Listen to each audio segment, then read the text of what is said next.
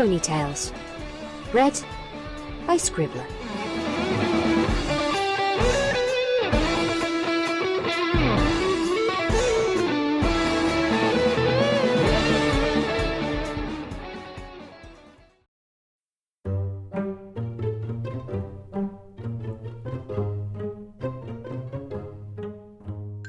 A report on friendship, and possibly why you are orange. My dear, dear friend, Princess Celestia. Today I learned that friendship is a little bird tweeting in a meadow on a giant tuba. Friendship is a wreath of pretty flowers that smells like monkey feet, if the monkeys have been wearing socks for 12 million years, which they have. Also, the true meaning of friendship is Argolpifis. Don't try to pronounce it, you'll just strain yourself. See, that was an act of friendship. If I was still feeling hostile, perhaps if maybe you had turned me into stone and left me that way for 1,000 years or something, I might have told you to pronounce it. And then, if you did it 3 times, Argolpifis would appear. And believe you me, you don't want that. Let's just say that when we were tiny little tots going to Chaos Daycare together, he always got the award for most seriously disruptive to a productive day. But I got the award for most cookies eaten in 5 minutes, which is actually a much better prize, as it consists of a peanut butter and cotton candy sandwich on rye covered in chocolate sauce. Delicious! Now, aren't you glad that I'm your friend? So I warned you before you did something you'd regret. Fluttershy tells me that friendship truly means... Oh, excuse me. I think I might have just started snoring. Now, I realize how unusual this is for me, because I'm incapable of needing sleep. But after 1,000 years on my feet being stuck singing the same Klingon opera, I find that I actually get tired now and again, particularly when people try to tell me about butter. Wait, no. I mean friendship. Ugh, come on. Isn't this one of the things you're not supposed to explain? You're just supposed to feel it? Do you make people fill out reports on the true meaning of the color orange? I think that would be a better use of my time. To wit, the true meaning of the color orange. Orange means many things. It means a color and also a fruit. Also, it doesn't rhyme with anything, except sporange, and you can't say that in polite company. Orange is also a positively hideous color on you. So, frankly, I am utterly bewildered as to why I thought it was a good idea to turn you that color. Why, it totally clashes with your cutie mark. And your rainbow mane, which is why the grape juice. But don't worry, I am sure it will all wash out with, some lemon juice, which I thoughtfully provided for you all over your bath chambers. Now, aren't you glad we're friends again? I am sure you're looking forward to humiliating me by using Fluttershy as your cat's paw to make me write you more of these reports in the future.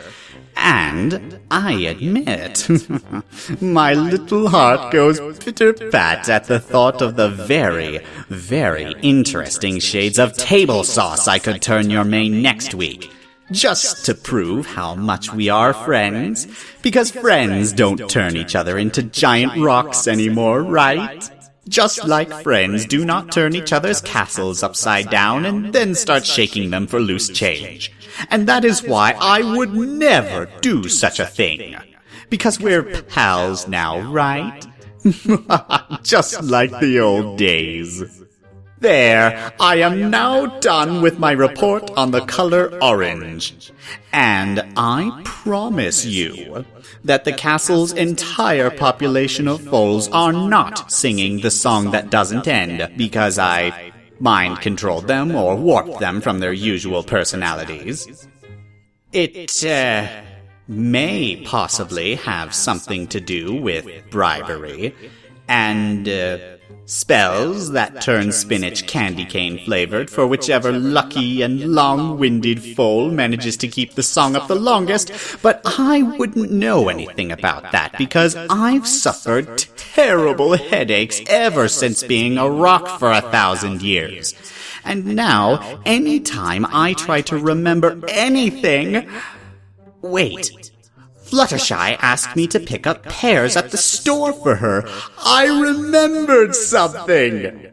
Aren't you happy that I'm overcoming this terrible disability that was inflicted on me by a friend who promises she will never ever do it again unless I'm bad?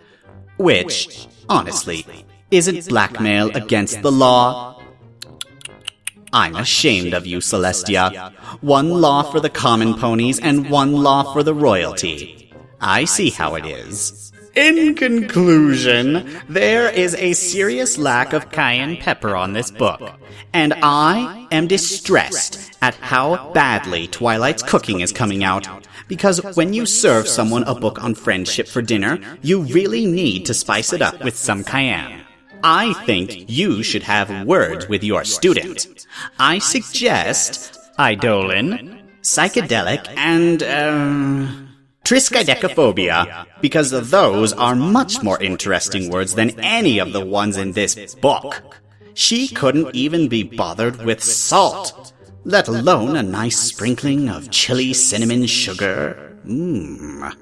Sincerely, your dear friend who is not a rock anymore and is also not teleporting any of the bearers of the elements of harmony to the middle of the ocean without a life jacket, wings, or horns because that would just be mean. And mean people don't have any friends, and friends don't do things like make veiled threats to their friends about things like not writing moronic reports on friendship being tantamount to unreforming, deforming.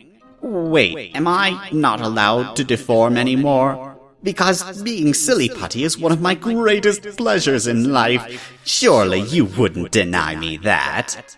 Which is why I am absolutely certain that you didn't really mean that a failure to send you a report on friendship would be proof that I didn't care about or understand friendship.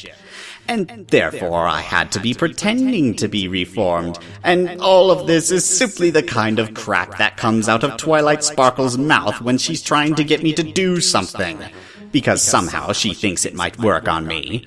But I certainly know better, because you only turn your friends into statues for singing badly, and not for failing to turn in their friendship reports on time. Former Grand High Poobah and now merely ordinary, though indeed exceptionally handsome citizen, Discord.